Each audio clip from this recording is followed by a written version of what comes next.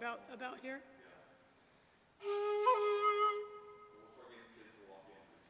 Okay. And then if I start going over time, can you just like give me yeah, just give me a wave or something because I've timed it to just about 40 minutes, but yeah. If we have extra time for questions too, I like to have them. Sounds good to me. Yeah, I like to have them be observing, and I'll be talking to them all the way through. Sounds good. But, All right. thanks.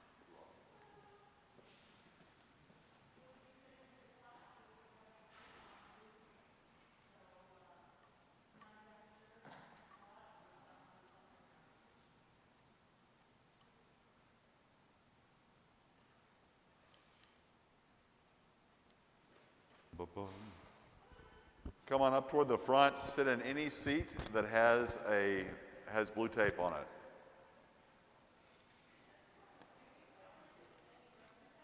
Any row, as far as I know, yes. My eyes are awful this distance. That's Hannah, right? Yeah. Okay.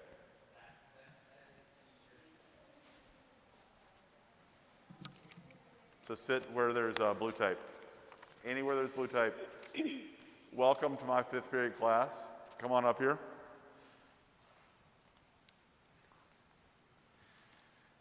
If you're joining us online, the performance will start in about 1:05. So that's about 8 minutes away. So come on in, find a seat that has blue tape on it, and we'll get started.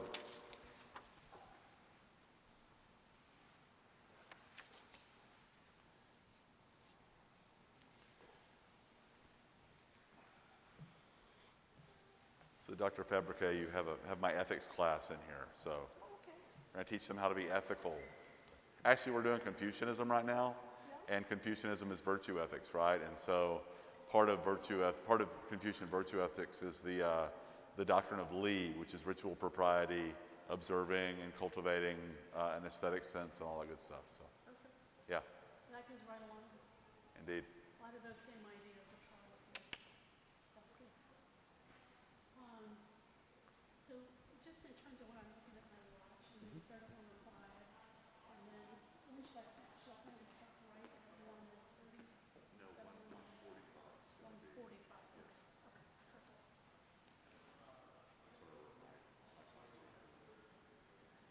Yeah, that should be the same class. That would make sense. All right. Hey, ethics class as well. You can feel free to have out your laptop or whatever you need if you need to write on anything. I have a short assignment for you based off of observing this. And if you don't want to have anything out, you don't have to have anything out either. So, but it should take you about all of 5 minutes to finish up the assignment that I have for you.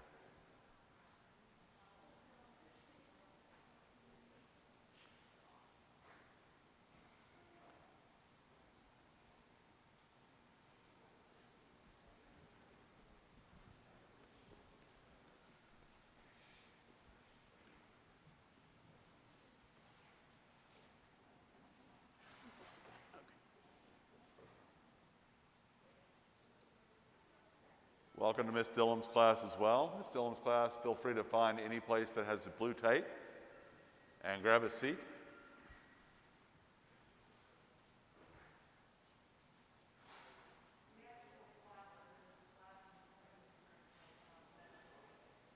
What time do you start at 1:05 as well? You start at 1:05 as well, right? Okay. Okay. Okay. Hey, Nick.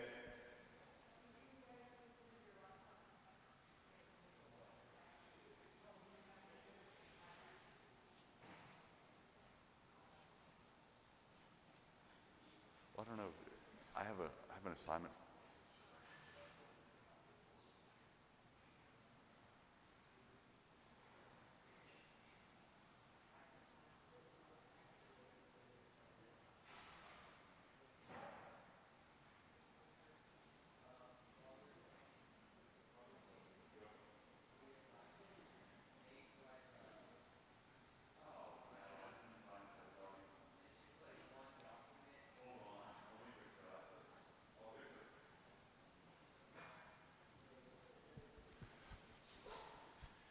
If you're in my ethics class, I'm going to fix the assignment so that it gives you all a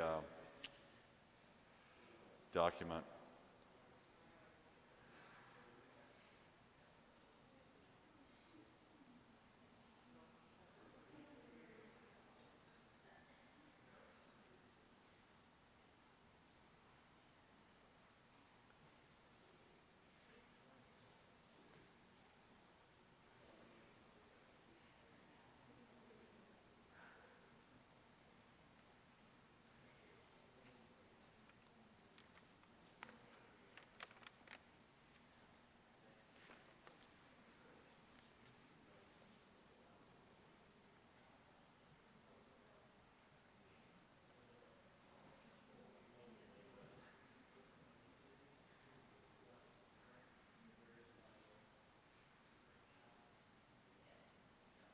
We got another 3 minutes before we get started.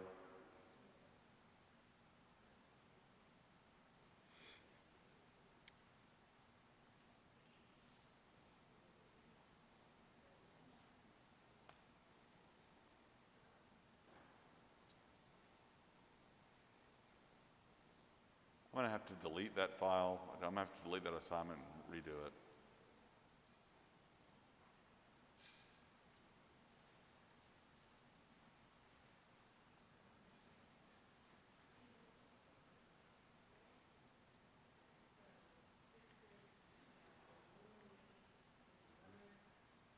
Yes, miss.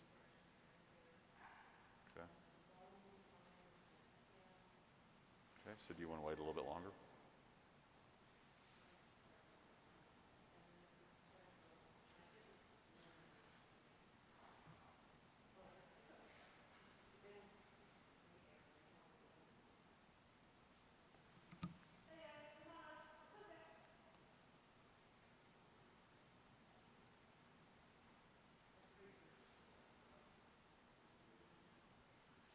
Come on up to the front. We have plenty of room, as you can see. Please sit only in a seat that has blue tape on it. Sit only in a blue tape seat. If you were in my ethics class, or if you're online in my ethics class as well, I have just redone the assignment. So there's a new assignment called Japanese Flute. And it now has a copy of the paper for each and every one of you. Krish, is it good?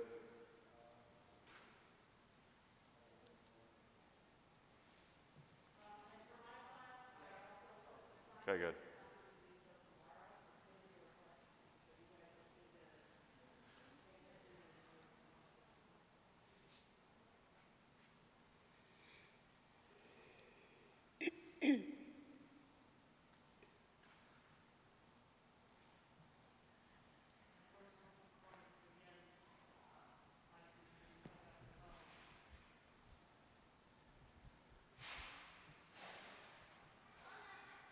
Here we go.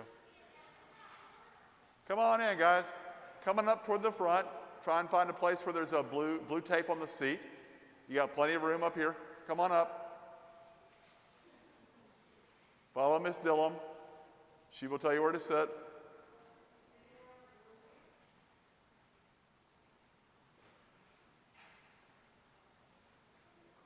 Y'all have been in chapel this semester, so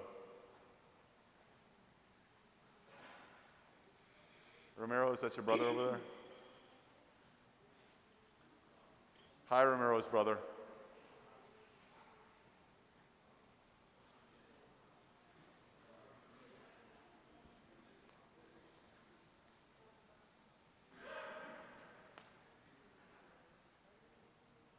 Well, let's see, how many more people do we have?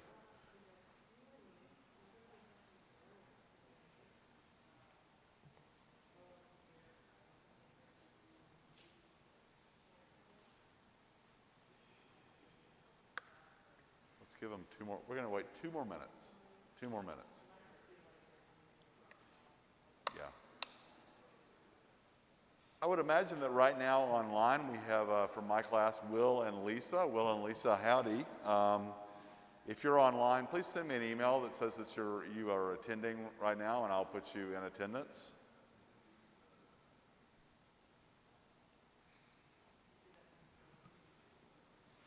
Yes. Likewise, if you are attending this class virtually and you are online right now, why don't you send an email to your teacher telling them that you are here.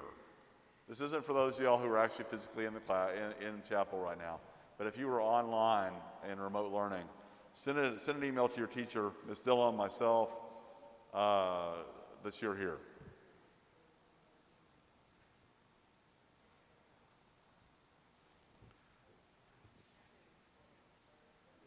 All right.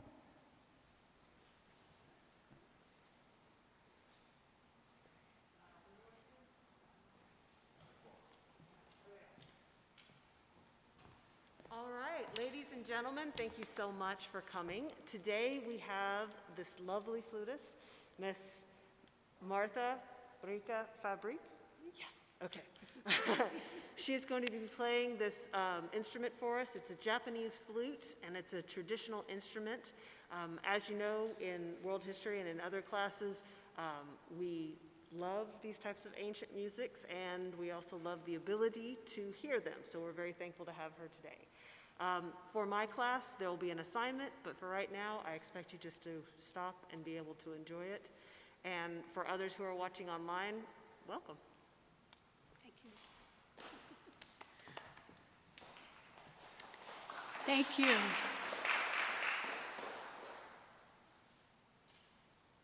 The first piece I'm going to play is called Kumoi Jishi, and that means cloud lions dancing.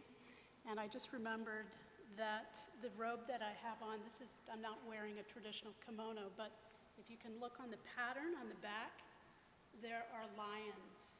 And so the pattern on the material kind of looks like the idea of cloud lions, or dancing clouds.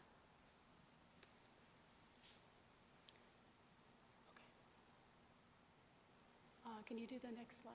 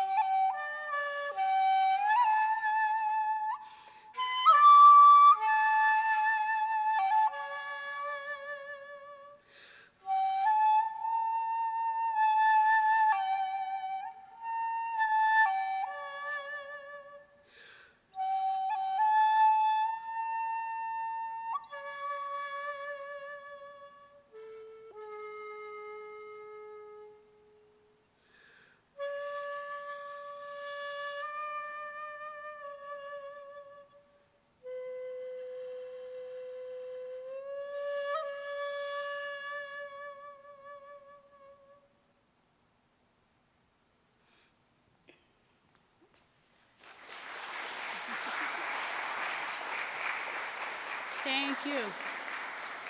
So before I go any farther, let me just ask you guys to tell me what you just saw me doing up here. Hopefully you can see a little bit. Do you hear some regular notes, right? Do you hear anything different from your regular scale? Any musicians out there?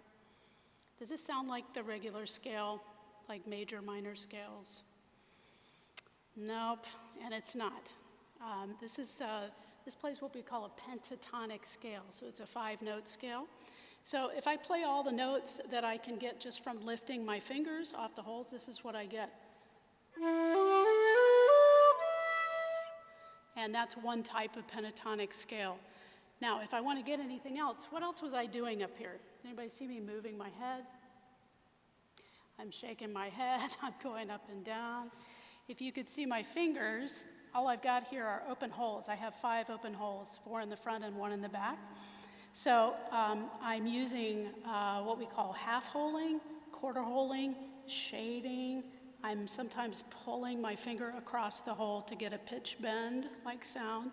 So there's a whole variety of sounds and techniques that these are traditional Japanese techniques and really aren't, you don't find these in Western flute. You can't do these techniques on Western flute. You can approximate some of them, but anyway. So if I tried to play a chromatic scale, you guys know what a chromatic scale is? So if you don't know, a chromatic scale is every half step that we have, so the 12 half steps from one octave to the next. So I could try and play that on here.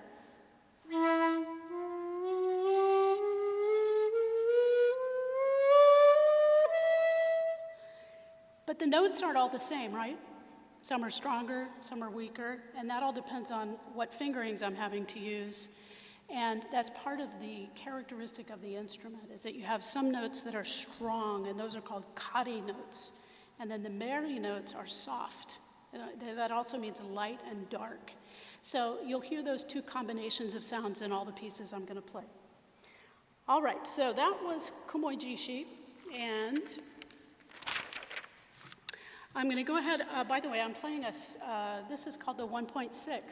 The shakuhachi means the actual length of the instrument, and the standard size is in D. So this is the standard size, and you can see this one is just a little bit smaller, a little shorter. This one is in E, so it's higher. It's not as high as the flute to the piccolo. It's only 1 step higher. But anyway, these first 2 pieces are played on the smaller flute. So the second piece I'm going to play, and we can go on to the next slide. And you can go on to one more from there. This one is called Gekko Ruteki. And it's a piece that is meant to be played while gazing at the moon, or moonlight flute song. So a lot of the slides that I'm showing are taken from trips to Japan that I've taken. These are my own photographs for the most part. And you're going to see, those of you that are studying the ancient history of Japan, in the first set of slides you saw a temple that was all painted a bright red. And that temple is called Sensoji Temple. It's the oldest Buddhist temple in Tokyo. That's one you might want to remember when you start studying ancient Japan. And then the next piece I'm going to play, this set of slides includes a lot of kind of misty fall-like scenes, and there's a couple with ghosts and cemeteries and things like that. So it kind of goes along with our holiday. Actually, today is All Souls Day, so it goes along with the time of year. So here's the second one.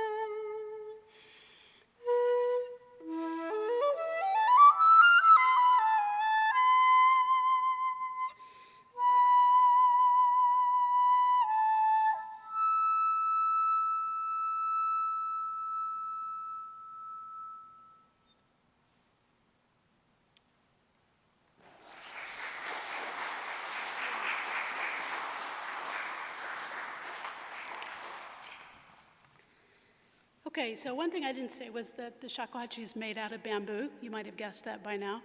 And it's made out of one stalk of bamboo. And each stalk will have 7 nodes. So you count the rings from the bottom of the stalk as it comes out of the ground. So 1, 2, 3, 4, 5, 6, 7. And regardless of the length of the shakuhachi, the bigger ones can be all the way up to 3 feet long, the very big flutes. This is one of the smaller sizes, but every one will have that 7 nodes of growth on the bamboo. And you may have bamboo in your backyard here in San Antonio, but this is a special kind of bamboo called madake bamboo from Japan. And it's very carefully made, even though it looks kind of like a piece of bamboo. It's carefully hollowed out. There's a whole mathematical proportion system for the way the bore is rounded out inside. And then it's lacquered on the outside, and it's lacquered with red urushi on the inside. And the urushi is a type of, it's made from a plant that's similar to poison ivy. So it's actually like a type of sumac. And it's, you can be really allergic to this, so you have to be careful when you're picking up an instrument, and hopefully it's an older one that has dried completely, and you don't have to worry about having an allergic reaction to the inside.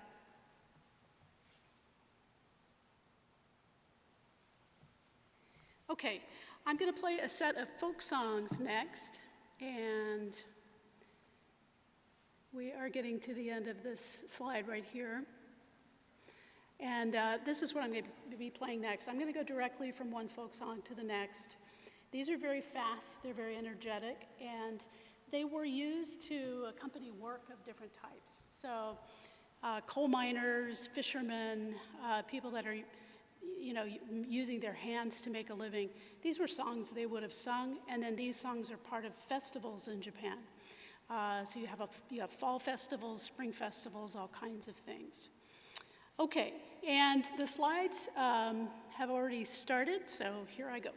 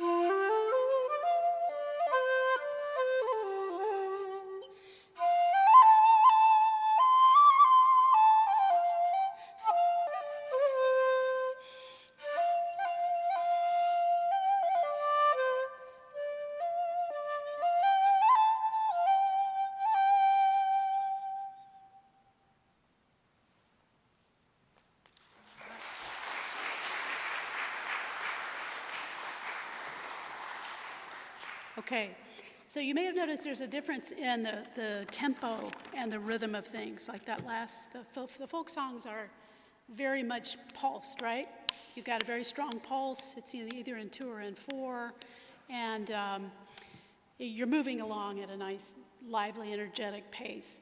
The next couple of songs that I'm going to play for you, and I would also like any questions that you have. We could actually have some questions right now before we get into the next section. But the next pieces I'm going to play are meditative pieces. And this instrument came to Japan from China in the 8th century and didn't look at anything like this at the time. And just, yeah, don't go any farther than that right now. Yeah, thanks. And it was played by a particular sect of Zen monks, and they were actually ex-samurai. So if you guys have heard of samurai, most people know the samurai was the elite fighting man, and there were actually some women samurai too. But they were very skilled in sword play, and they were, elite fighting forces, basically. And they fought for all the daimyo of the different clans in Japan. So this means that it's like, you've got a lord and a castle. The daimyo is the lord of the castle. He has his own fighting force. So the samurai were hired, regionally like that. And then later in time, the Tokugawa clan is going to unify Japan, and all of those clans are going to become under one central leadership. And in the process of that, samurai no longer had jobs, and they basically were trying to figure out, what to do with themselves. So some of them joined the monasteries, the Zen monasteries, and there was a particular sect that played this flute, and the flute actually became a weapon in place of one of the swords that the samurai had originally carried. So you can see there's a blunt end on the end of this bamboo stalk. This is the root end. So sometimes instruments have the root still sticking out here on the bottom, but it's basically a club. You can, use it to defend yourself. little fact there. But during that process, that's when this instrument was really developed into the form you see here. And many, many, many pieces were written and carried to all these temples. They're called komuso temples. The komuso were the monks that played this instrument. And they memorized all this music and transmitted it from temple to temple as they wandered. So what they did was they were mendicant, if you know what that word means. They were wandering monks. And they wandered and they begged for alms. And they would, play outside the door and then get rice, as their evening meal. And during that process, they could eavesdrop. They could hear what was going on in various places. And they had this particular sect again, the Komuso. They had an arrangement with the government that they had free reign to go anywhere they wanted in the country, but in return, they had to collect information for the government. So they were essentially spies. And I'm going to play, as you're seeing this next set of slides, you'll see men wearing a straw hat over their head.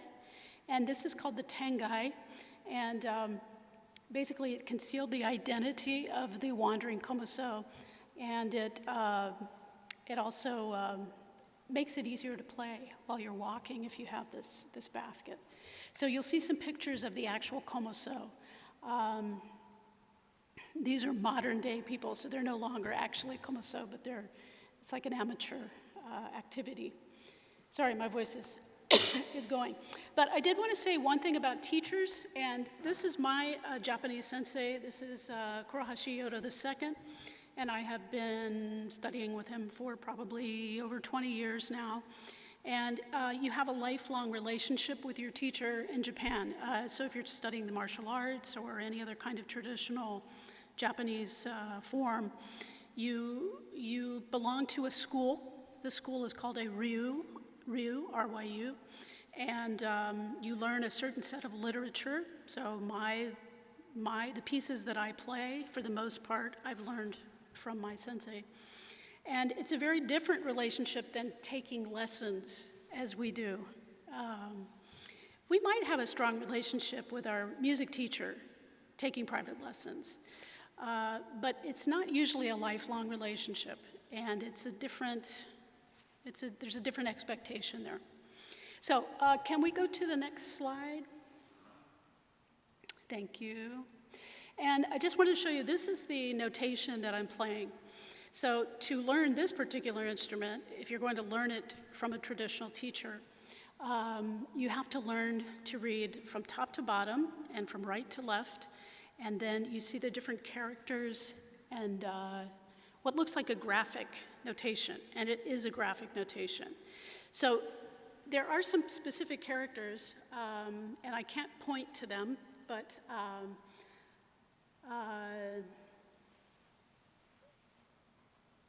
anyway, the larger things that look like characters, those are actually from katakana, and they indicate different pitches. And I'll be playing, Ri is right here, Chi is here, Re is here. So the note that looks kind of like a big check, that's the Re. And then I'm reading it from top to bottom, from right to left. And all of those other things in there are different types of techniques that I might be playing. So, for instance,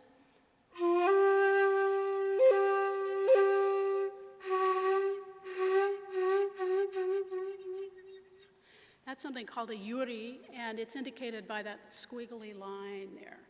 So some of it is graphic, and you can't learn to do this by yourself.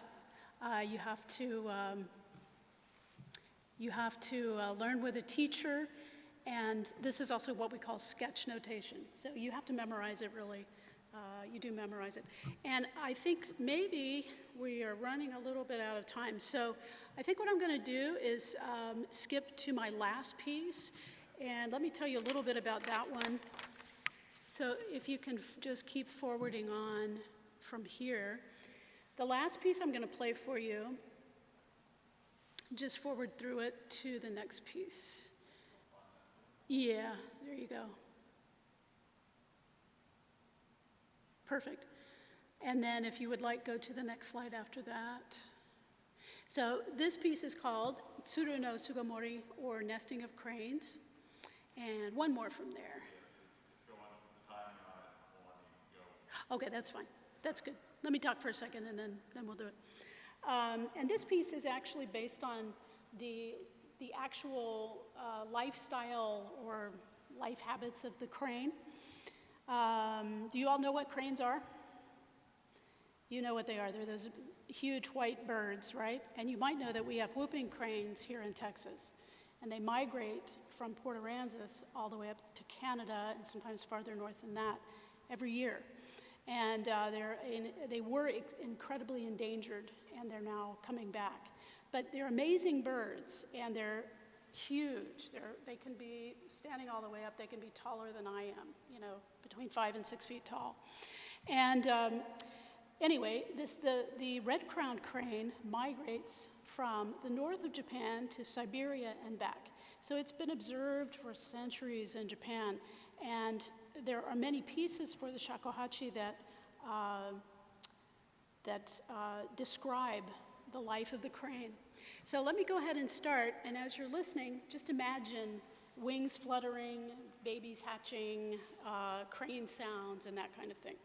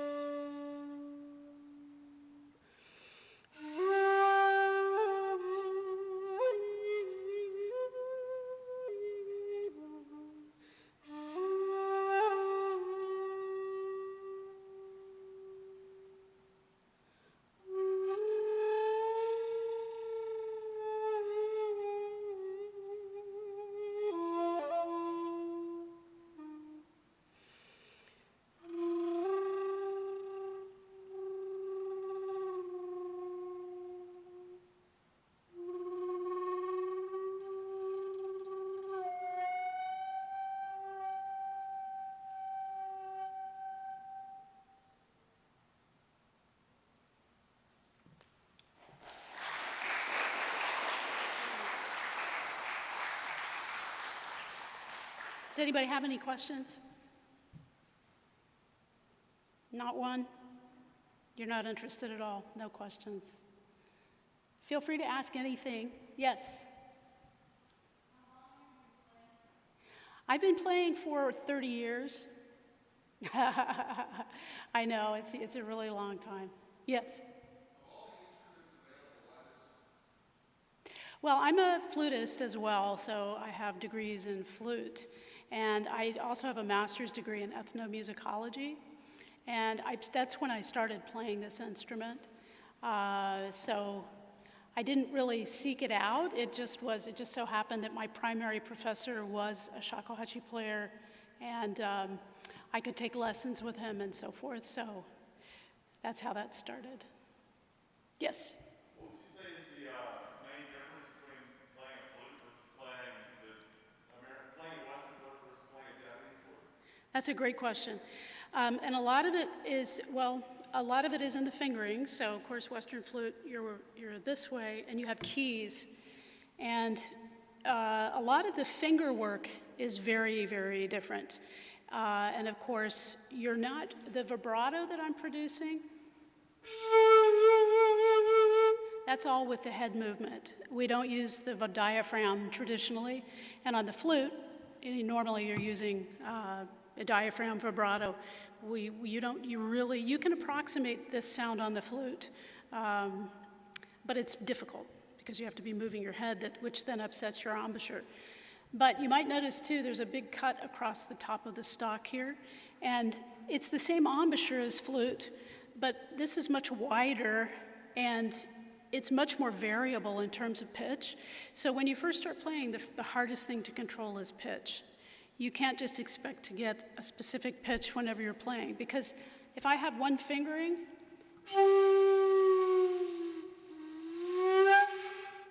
I can get a really wide variety of pitch based on what I'm doing with my head angle. So the head angle is a lot more intense. Yeah. Yes?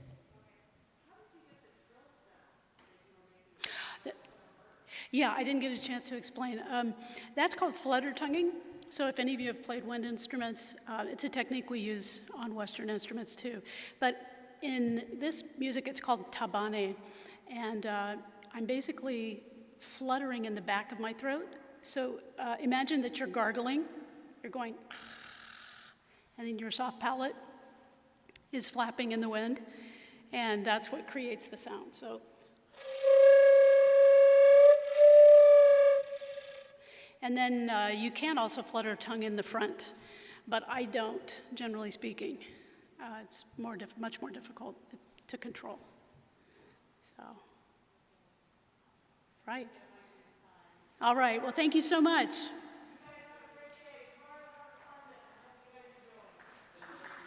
You're welcome. Thank you.